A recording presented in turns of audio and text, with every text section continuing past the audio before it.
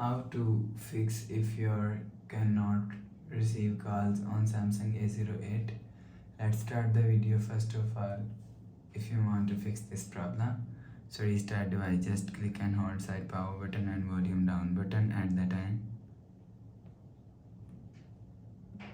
Click on this restart icon. Again tap on this restart icon, your phone is restart. After restarting, enter phone pin. You will see your problem is solved. But if it not solved, go to app library. Here click on settings app.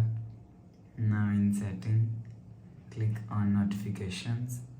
After click on notifications, click on do not disturb. After click on do not disturb, so make sure turn off do not disturb mode. After turn off do not disturb mode, go back to home screen. You will see your problem is solved. But if it's still not solved, again click on settings app. Now in setting, scroll down and click on general management. Click on reset and reset mobile network settings. Reset setting, enter phone pin, click on continue and click on reset. You will see your problem is solved.